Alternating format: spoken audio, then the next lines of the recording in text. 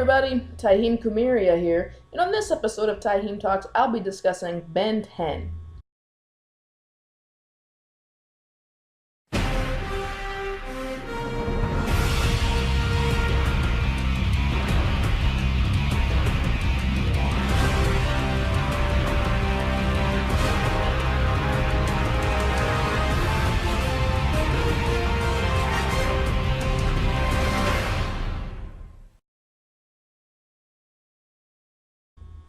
Benjamin Kirby Tennyson's world completely changes forever one day, while on vacation with his grandpa and cousin, finds a mysterious device known as the Omnitrix. What he doesn't know is housed within this Omnitrix is the DNA of many alien species that he eventually learns to use to fight for the powers of good. He has a neat little catchphrase when bad guys are making a fuss. It's hero time, and then he adjusts the Omnitrix to the hero he wants, slams it, and oftentimes doesn't get the hero he wants. For example, if he wants Cannon Bolt, he might get forearms. I have a theory behind that. I tend to think that he gets the hero he needs for the situation rather than the hero he wants. Eventually, he does kind of learn to control it, but for the most part, that's my theory, is that I think he gets the hero he needs for that specific moment. And at the beginning of the series, we only get to see like 10 different aliens, but a unique effect happens sometimes when another alien comes in contact with the Omnitrix, and that specific DNA will get stored within the Omnitrix. And he gives them all kind of unique names. Like forearms is kind of obvious. He's got 4 arms.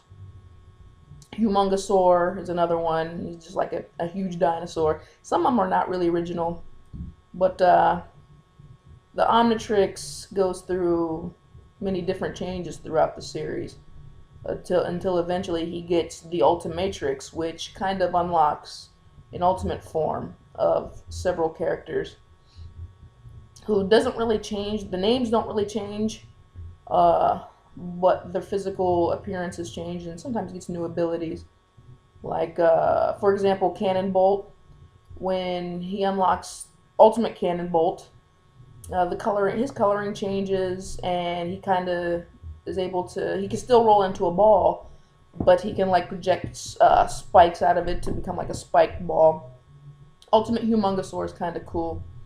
After the first series ended, I noticed when he unlocks the second group of 10 aliens,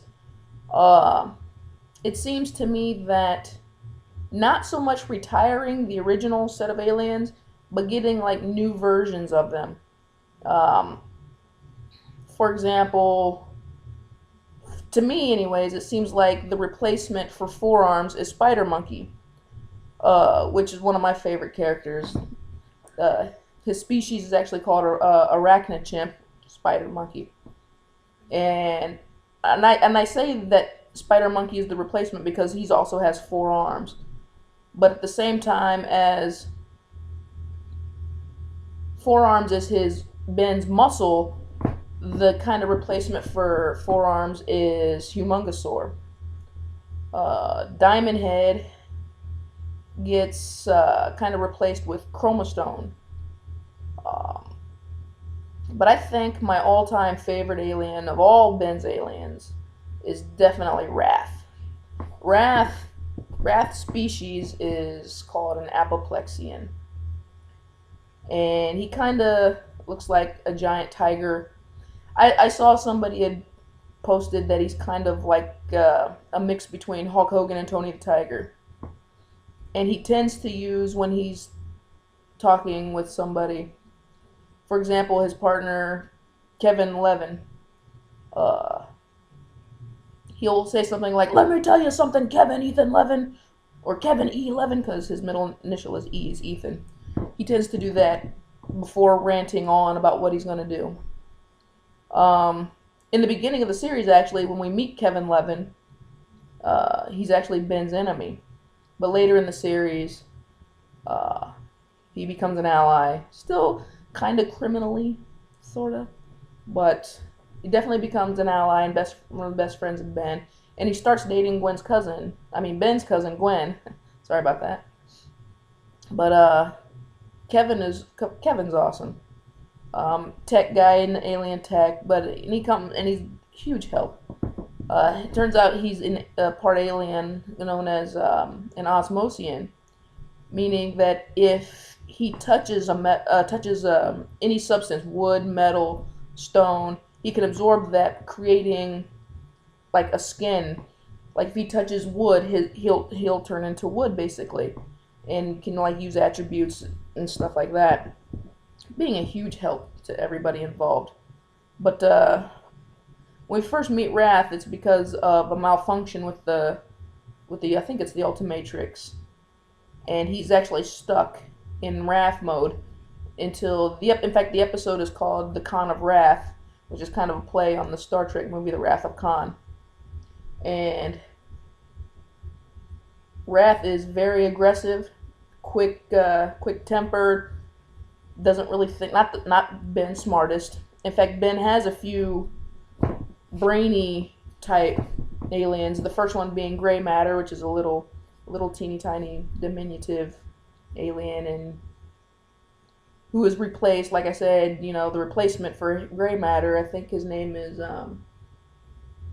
Brainwave or something like that, but it kind of looks like a crab, kind of. I can't remember his name right off the top of my head, but in the latest incarnation of the series, called Ben 10 Omniverse, Gwen goes off to college, and of course Kevin kind of goes with her, gets a job nearby so they can still be together, so they don't have to deal with a long distance relationship. But so Ben is kind of left distraught all alone, still working for the plumbers, who is kind of like the intergalactic police force. And he gets a new partner who is an alien, and his name is Rook. And within this, I'm personally not a huge fan of the art style of the new series. I think they kind of dumbed it down, made it more kiddie, I think.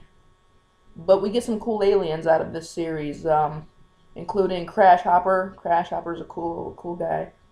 And I think my favorite of the new aliens is Kickin' Hawk. And Kickin' Hawk, I think, is sort of... He's a big chicken-looking thing, kind of in the vein of Wrath as far as the muscle, but not quite as dumb. But where's the fun in that? Wrath makes me laugh. And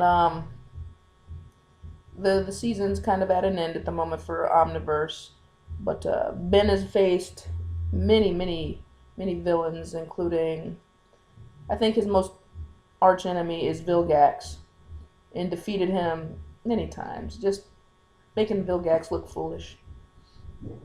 But he's faced many enemies, and he's savior of the universe many times. And the problem with that is, as of Ben 10 Omniverse, he's only 16 years old, and kind of goes to his head.